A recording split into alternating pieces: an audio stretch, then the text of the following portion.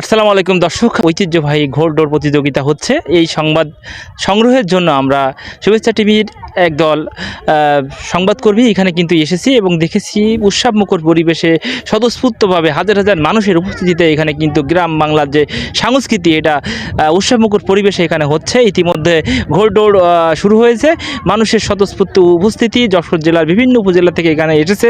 সকাল থেকেই কিন্তু মানুষ এখানে ভিড় জমিয়েছে এবং ঐতিহ্যবাহী ঘোড়া দৌড় প্রায় 25 বছর পরে আমরা সবাই খুবই উল্লাসিত এবং খুবই আনন্দিত। আজকের এই অনুষ্ঠানে চারিপাশে মানুষ আর মানুষ, এত মানুষ এসছে কল্পনার বাইরে। কারেন্টের টানার যে তারগুলো আছে না, ওই তারে হলো বেশি একটা ক্ষতিকার। মানে ঘোড়া যদি ওই তার তল দিয়ে দৌড় মারে, তারই মনে করো যে হয়তো সোয়ারের গলায় বেরিয়ে গেল, বাজিয়ে যাওয়ার পরে সোয়ার পড়িয়ে গেল, যাওয়ার পরে মনে করো যে সোয়ার অনেক সময় মারাও যেতে পারে। হ্যাঁ, গোল দৌড় তা কোনটা ফার্স্ট হবে এটা করতে পারবো না, আমরা তো সেভাবে মাথায় যেতে পারিনি। দেখা যাচ্ছে ভালো সুন্দর, না কোনো সমস্যা নাই, লোক ভালোই হয়েছে, ঘোড়ার দৌড়টা ভালো। হাঁটতে পারিনি। আনুমানিক তো অবশ্যই বলতে পারবো না, তো অনেক মানুষ আসছে আর কি। তো ঘোড়া দৌড়টা আসলে মনে করেন ঐতিহ্যবাহী খেলা, এটাও অনেকদিন পরে হইলো। তো যাক, আমরা এই খেলাটা দেখে আনন্দিত খুব।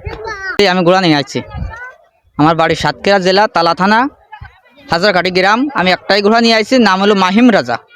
কি অবস্থা ঘোড়ার? ঘোড়ার অবস্থা ভালো, ছেড়ে দেশে এখন দেখি মাথায় কয় নম্বরে গেছে, এখনো রেজাল্ট পাই নাই। আপনি কি আশাবাদী কি হবে? আমি তো আশাবাদী 1 নাম্বার হব, সেই আশাবাদী। যে কায়দায় দৌড়ায় আইসি অন্য অন্য ঘোড়ার সাথে, সেই কায়দায় আশাবাদী 1 নাম্বার হব।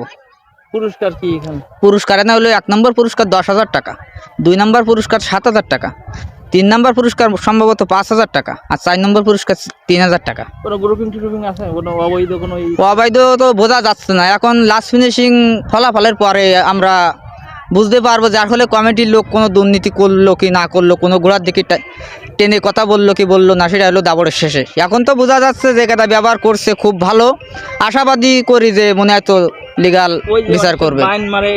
জি জি, এটা সত্য।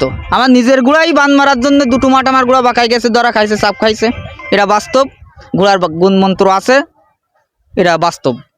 যদি এই না মারে তারপর জন্য আপনারা কি করে থাকেন? এটা না মারলে আমরাও মনে করেন ফকির আমরা রাখি, কবিরাজ রাখি, আমাদের নিজের শরীর বন্ধ করার জন্য, গুণমন্ত্র ঠেকানোর জন্য। তারপরও যার ফুতে জোর বেশি, সেইতে হয়তো ফু মারলে হয়তো আমরা ঠিকই থাকতে পারি না, এরকমই হয়। আজকে কি আপনার সাথে কোনো কেউ আছে নাকি? জি, আমার সাথে আমার ঘোড়ার জন্য, শরীর বন্ধ করার জন্য আমার ব্যক্তিগত ফকির আছে। হয়তো এর বাবাও আসতে পারে এই মাঠে, তার কাছে আমরা ধরা খেয়ে যেতে পারি। আর ধরা না খেলে আশাবাদী আমার ঘোড়া 1 নাম্বার হবে।